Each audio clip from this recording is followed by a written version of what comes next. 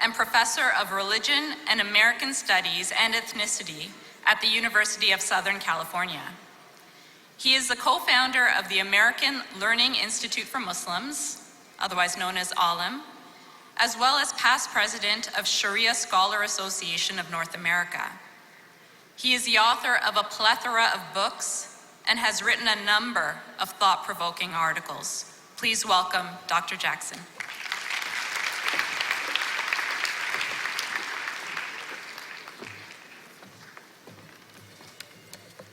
بسم الله الرحمن الرحيم الحمد لله نستعينه ونستغفره ونستهديه ونعوذ بالله من شرور أنفسنا ومن سيئات أعمالنا من يهدي الله فلا مضل له ومن يضلل فلا هادي له وأشهد أن لا إله إلا الله وحده لا شريك له وأشهد أن محمدا عبده ورسوله صلى الله عليه وعلى آله وصحبه وسلم رب اشرح لي صدري ويسر لي أمري واحلل عقدة من لساني يفقهوا قولي وقني شر نفسي وفلت لساني وإن أضل أو أضل أؤذل أو أذل بغير حق رب العالمين وبعد السلام عليكم ورحمة الله وبركاته.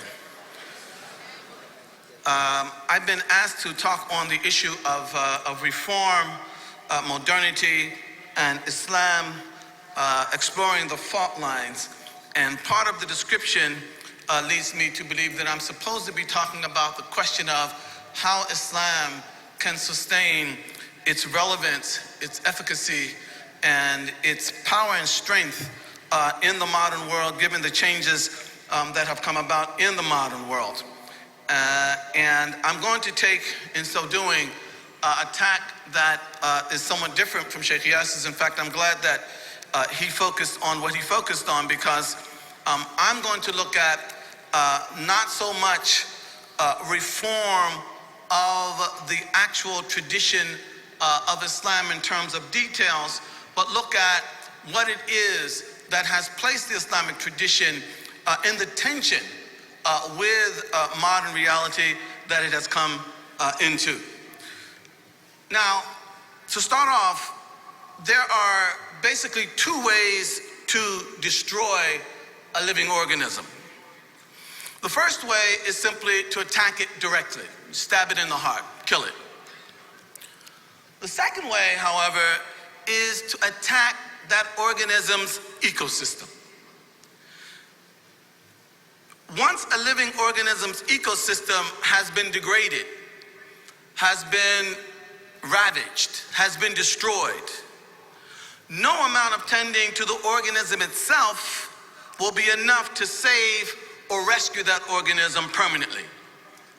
If a river is polluted to the point that it becomes impossible for a fish to live in it, no amount of feeding that fish or injecting it with whatever will be able to sustain that fish on a permanent basis.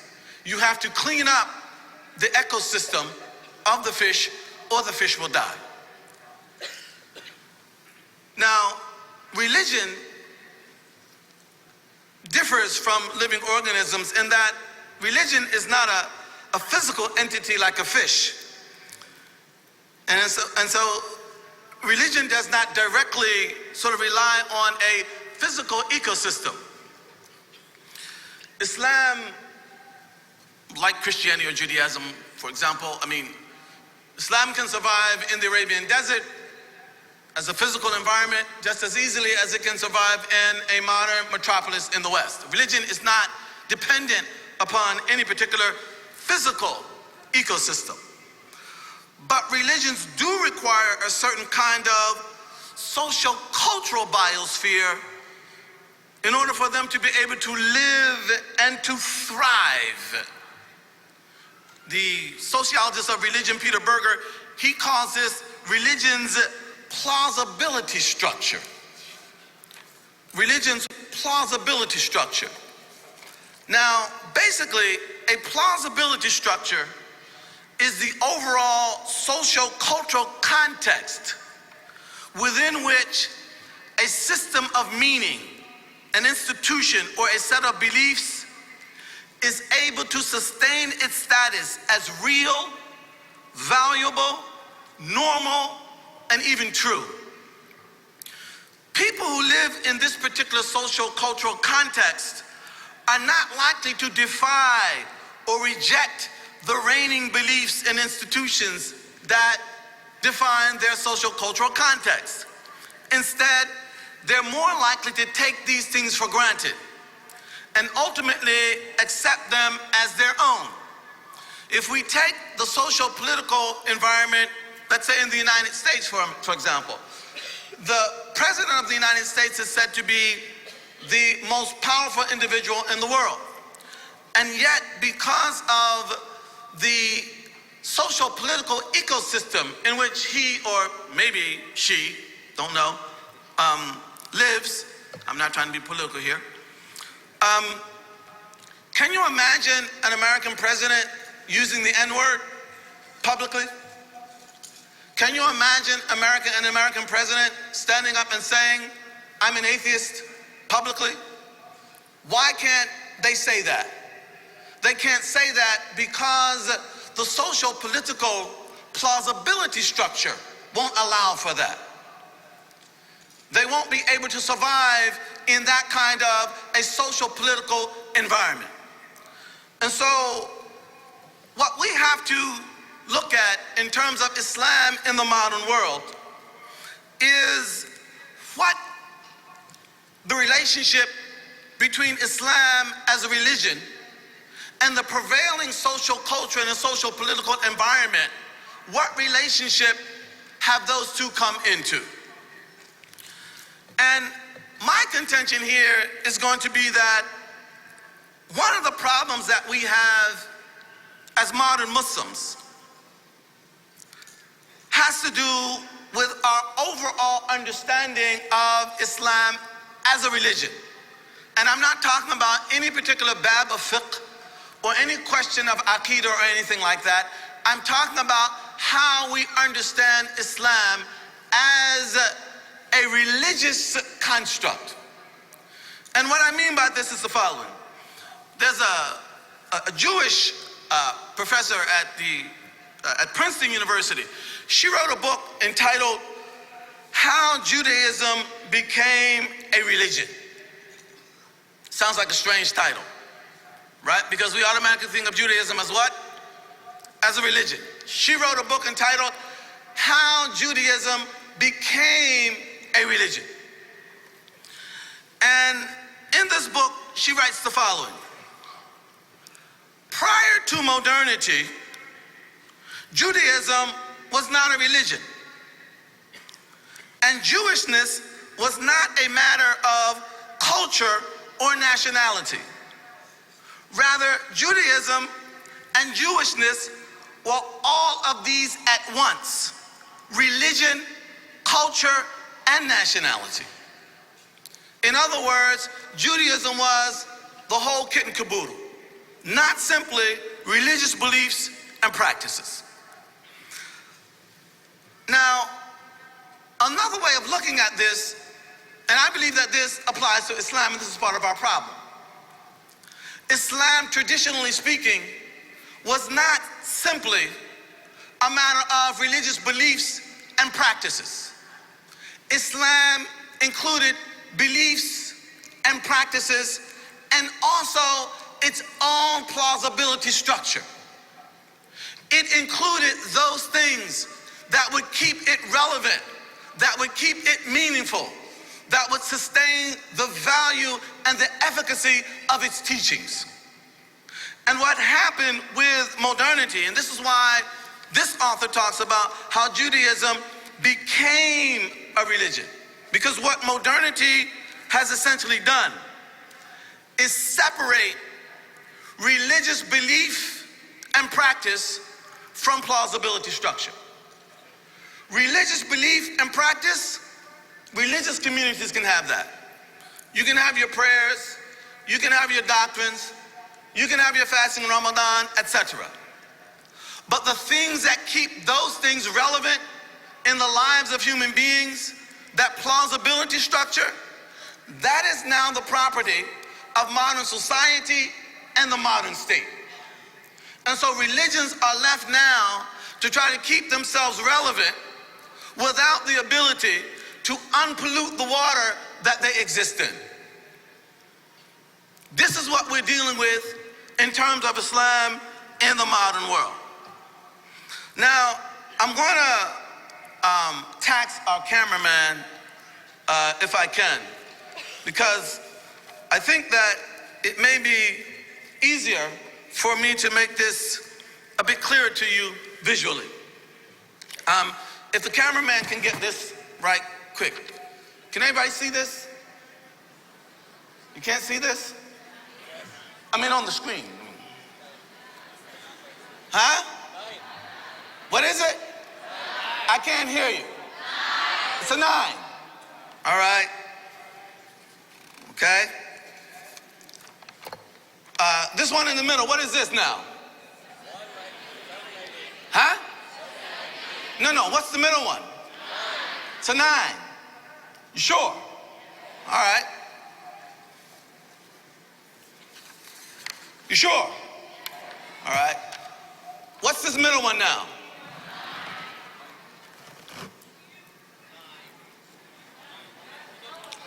What is it? Huh? What does that say? It says what? Ego. How do you spell ego with a 9? Now the point that I'm making here is this. As long as that 9 stood alone, it was very clearly a 9, a number. When I added a 7 on one side and an 8 on another side, that made it what? Even more clearly a number. Did I do anything to the 9? Your perception of the 9 was totally determined by what surrounded the 9, by its environment. And when I changed the environment to that, the 9 was no longer recognizable as a 9. And what we have to understand is that modernity has placed certain things in the social cultural ecosystem that makes it very difficult to recognize the value of religion for what it is, including Islam. And what we have to understand is this. I don't care how much. Is that any clearer? A 9 now? Is it? What does that say? Wait a minute, how is it more clearly a 9 than if it still says ego? My point to you is this. We will not make the 9 clearer by simply focusing on the 9. If we want to make the 9 clearer, we have to do what? We have to focus on the plausibility structure that surrounds the 9. And until we're able to do that, we're likely to have difficulty recognizing the 9 for what it actually is. If that 9 is Islam, we have to understand that we will not be able to restore Islam to its proper place by simply doubling down and tripling down on the religious sciences per se. We're not going to be able to do it. We have to get back to an understanding of Islam that says Islam is not only religious beliefs and practices, but it also includes its own plausibility structure. And that means that it is not simply and has never been simply religious scholars who maintain and sustain the relevance, the efficacy, and the power of Islam in the world. You out there, I've always wondered something. I hope you'll indulge me for a moment here. Maybe some of you can give me an answer. Because I've always wondered this. I mean, you take somebody like Abu Nuwas. Abu Nuwas was an Arab poet in the Abbasid period. And the guy, how can I put this and still be rated PG? The guy, I mean, he had poems on wine drinking. The guy loved wine. ألا فاسقيني خمرا وقل هي الخمر ولا تتصدري إذا أمكن الجهر. I mean, pour me some wine and say it's wine. And don't hide if you're able to do it in public. The guy liked boys.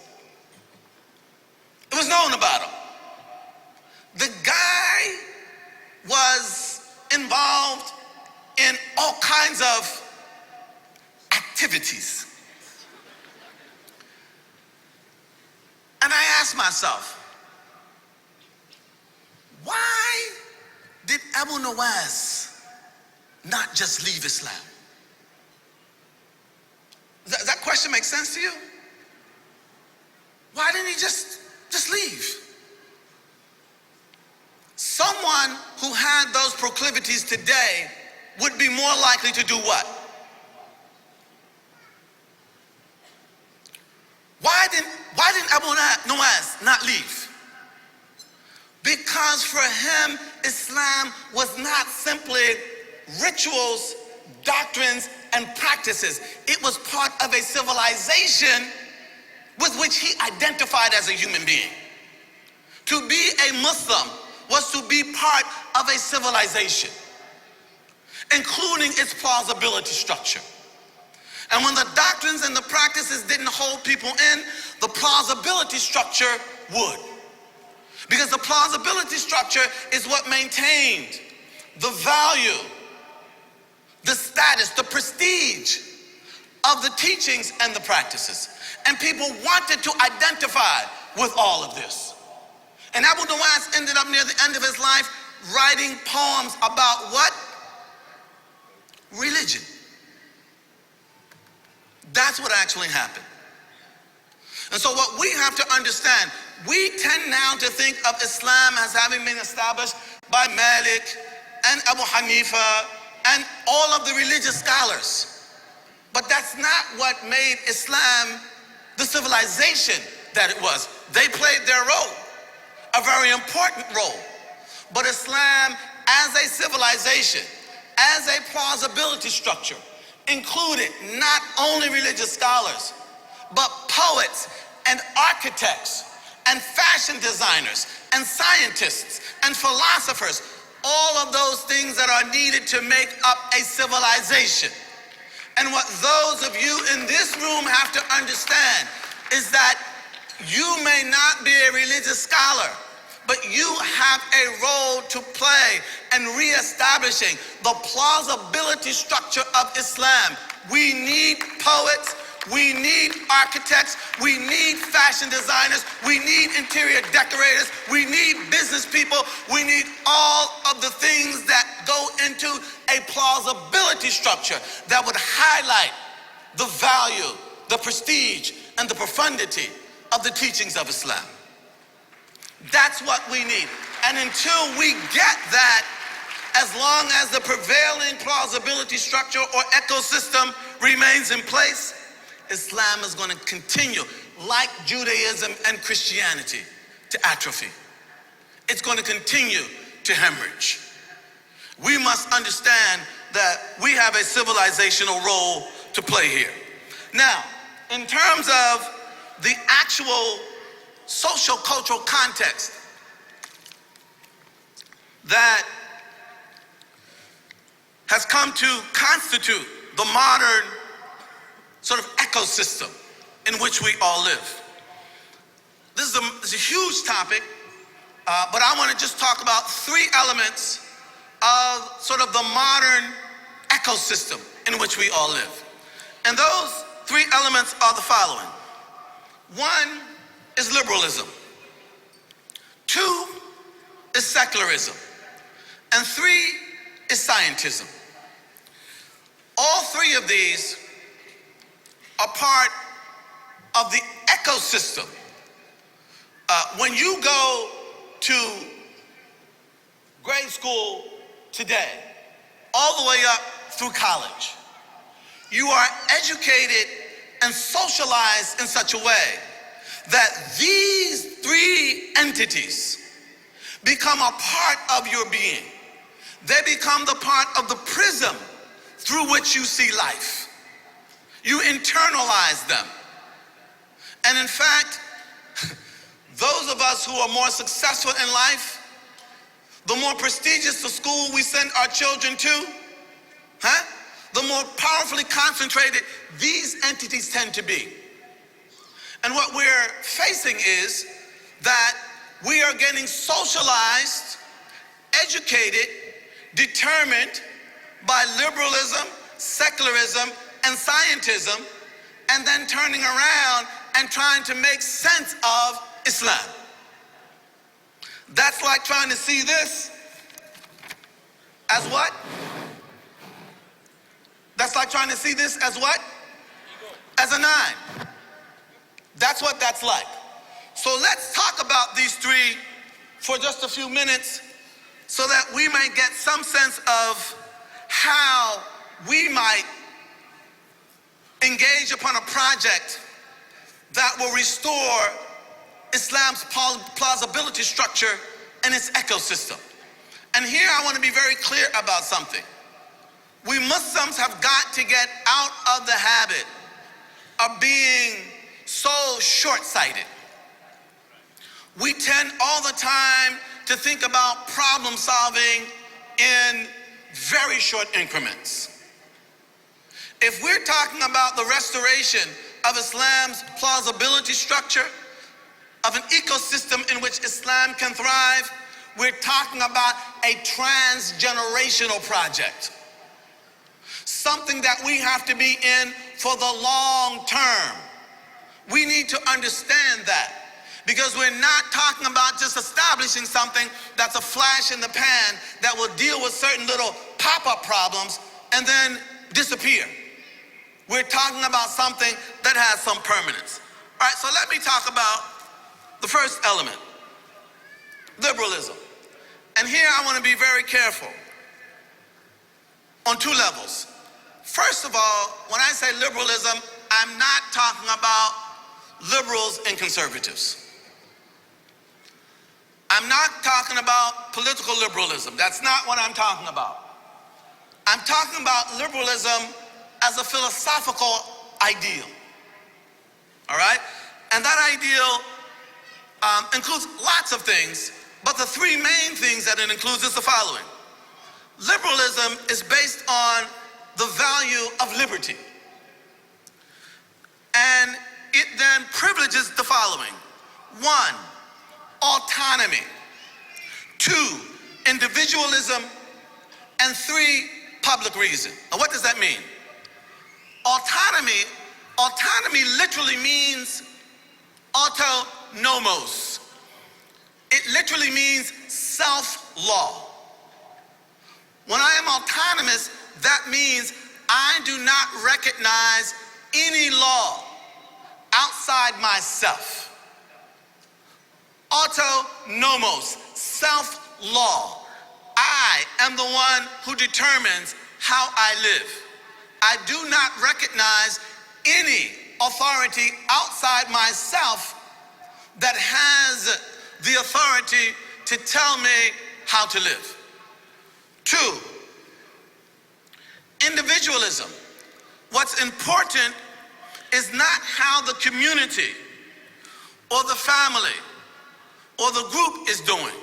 What's important is how me as an individual is doing. What we are looking for is maximum individual freedom. And that freedom cannot be sacrificed for anything beyond the choice of individuals. And liberal society believes that if you just leave people to be free to choose what they want to do, then society will somehow, it will find its equilibrium and it will be a good society, right? The last thing is public reason.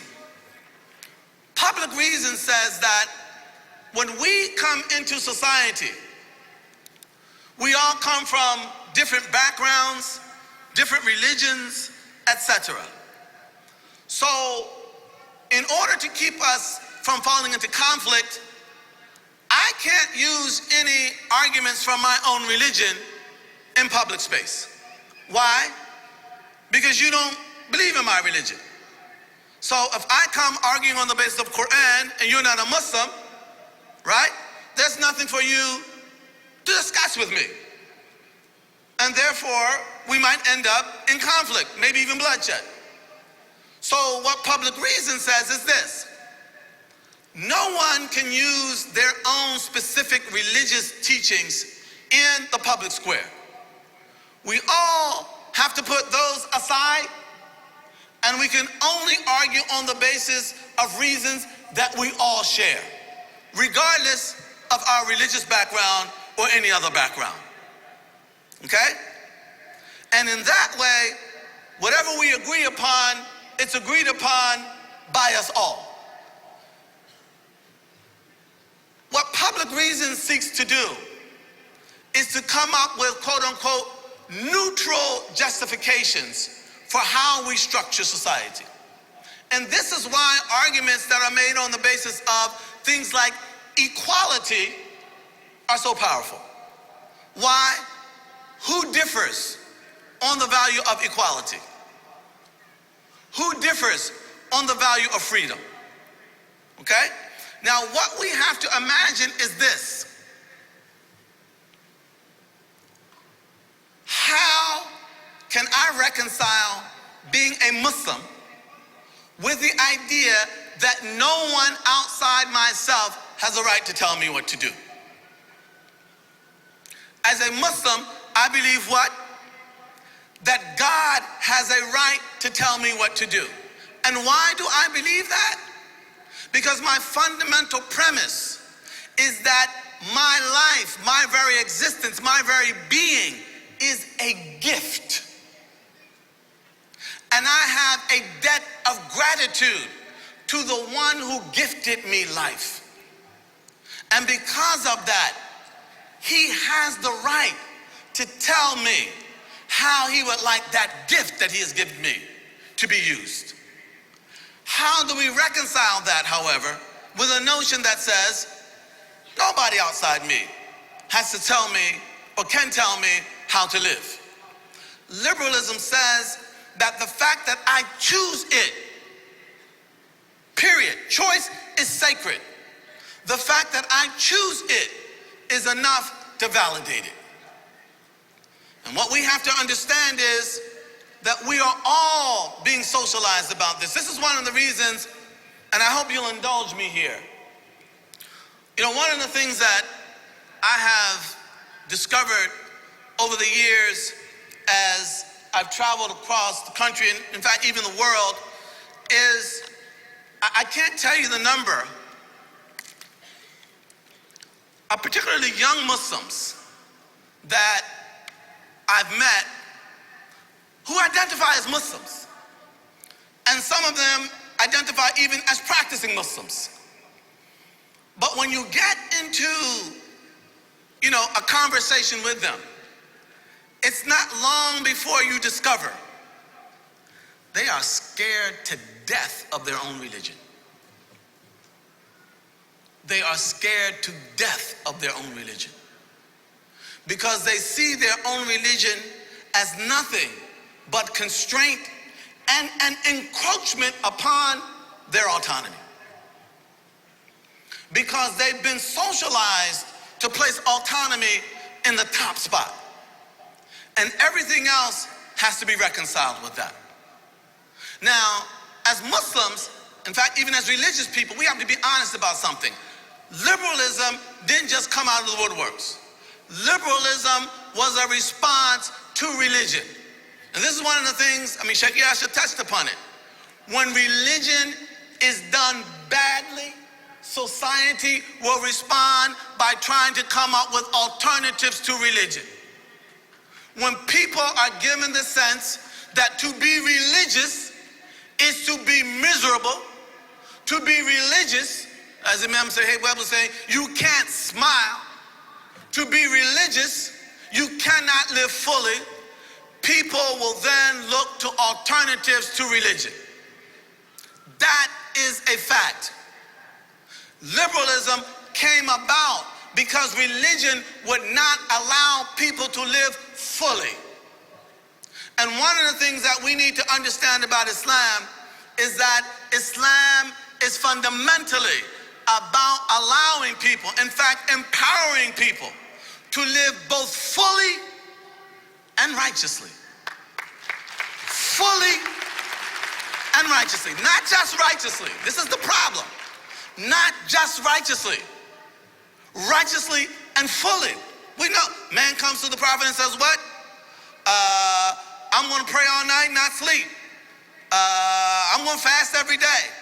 I'm not going to marry. What did the prophet tell him, alayhi salam? You're not of me. I pray some of the night, I sleep. I fast some days, I don't fast some days. And I marry. The prophet was living what? Righteously and what? And fully. The problem that we have now is that when people think of freedom, when people think of liberty, they can only think of it in liberal terms. Why? Because religion has failed to put forth a believable, empowering understanding of freedom. People see a contradiction between religion and freedom. And in the modern world, people want to be what? People want to be free. Let me share with you, this is part of what we have to do. We have to show that Islam not only supports, but empowers us to be free on an individual and a communal basis. Just an example, because I'm running out of time. You know, the companion Hudhayfa ibn al-Yaman, he married a Jewish woman. And it's reported that Umar came to him once and said, Hudhayfa, I heard you married a Jewish woman.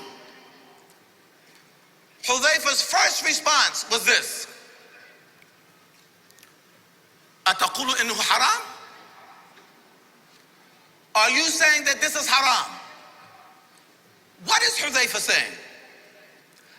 I am free to exercise my choices within the parameters that God has set, and not you, Amir al-Mu'mineen, or anyone else has the right to deny me that freedom. I have a freedom that comes from God, and nobody can deny me that. And one of the challenges that we have as a religious community, as a Muslim community, we've got to give people back the freedom that God has given them. In the name of all kinds of things, we take people's freedom away from them unjustly, and then wonder why they then find difficulty being a Muslim. By the way, this is not simply, freedom on the individual level or just freedom for Muslims. Freedom for non-Muslims as well. And I'm going to share with you something that I hope won't be misunderstood. Islam, unlike the popular perception, and tragically, this is even the popular perception among many Muslims. Islam has no problem recognizing that non-Muslims are free to practice their religion and their way of life according to the way that their religion defines it. Islam has no problem with that. And let me read something to you from the Mudawwana of Sahnun. Sahnun was a Maliki scholar in North Africa, and he went to Ibn al-Qasim, who studied with Malik in Medina for about 20 years, and got Malik's teachings from Ibn al-Qasim. And Sahnun would ask Ibn al-Qasim, he'd say, what do you say about so-and-so? And Ibn al-Qasim would say, Malik said X, or Malik said Y. Sometimes Ibn al-Qasim would say, I didn't hear this from Malik, but this is my opinion. All right? Now, Ibn al-Qasim died in the year 198 Hijri. That's over what? 1,200 years ago. 1,200 years ago. I want you to listen to what it said. قلت. Who's that? I said. Who is that? That's Sahnun. قلت. أرأيت أهل الذمة إذا كانوا يستحلون في دينهم نكاح الأمهات والأخوات وبنات الأخ أتخليهم وذلك؟ قال ابن القاسم لا يعرض لهم في دينهم وما هم على ما عهدوا عليه فلا يمنعوا من ذلك إذا كان ذلك مما يستحيلون في دينهم. I asked Ibn al-Qasim about these non-Muslim religious minorities among us, according to whose religion it is permissible to marry your mother or your sister or your niece. What do you say about this? Ibn al-Qasim says, he asked them, do you allow them to do this? Ibn al-Qasim says, my view is that we do not intervene when they practice anything that their religion has made permissible for them to practice. We don't intervene and we allow them to practice according to what their religion says. How much more freedom do you want? Islam doesn't know freedom on the individual level, for Muslims, for non-Muslims. This is 1,200 years ago. Part of the reason that liberalism is so popular, so powerful, and so pervasive is that no one thinks that there's any alternative to liberalism in order for people to have any freedom. And this is a part of the ecosphere, the ecosystem that we now all live in. I want to move on very quickly to secularism, because the other two are secularism and scientism. And I promised I would be a good boy today and end on my time. But secularism is really quite easily. Secularism is basically the idea that we want to separate religion, or certainly the religious establishment, from society and or the state. That religion and the state must be separate. And as I tried to articulate last night, again, one of the reasons for this is that people think that religion dictates all kinds of things that it doesn't dictate. And for that reason, they want to separate it, because if they don't separate it out, it will dictate everything. Well, Islam, Sharia, does not dictate everything. Why did secularism not emerge in the lands of Islam? Why did they not emerge? Why did it not emerge in the lands of Islam? Because there was no need for it. Because Islam always recognized there are things that relate to deen and there are things that relate to dunya. And for things that are related to deen, there are sources, and there are for things that are related to dunya, there are other sources, such as our minds, our experience, science, all kinds of things. There's no need to separate religion from the state, because religion is not trying to dictate everything. And unfortunately, we Muslims have been the last ones to articulate this, first to ourselves and then to society at large. Moving on then with my last couple of minutes to scientism. Scientism is a problem because it does two things. First of all, as I said, and Dr. Omar talked about this yesterday, scientism basically denies everything beyond the physical world. There is no mystery in existence. There is no human soul. There is no hereafter. There's nothing miraculous about us.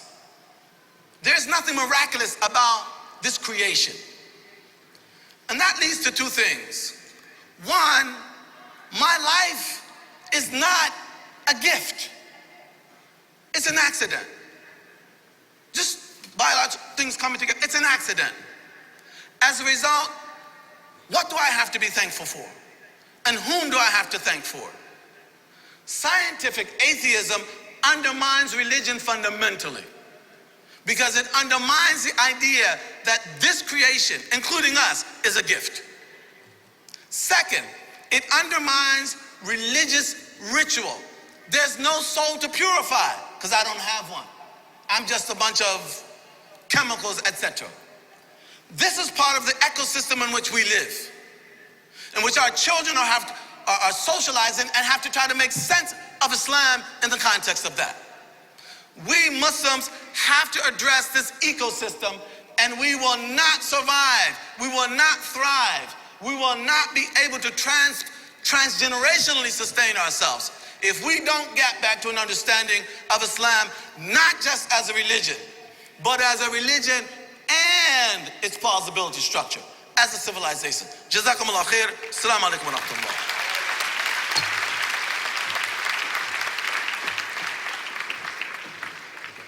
Thank you very much, Dr. Jackson.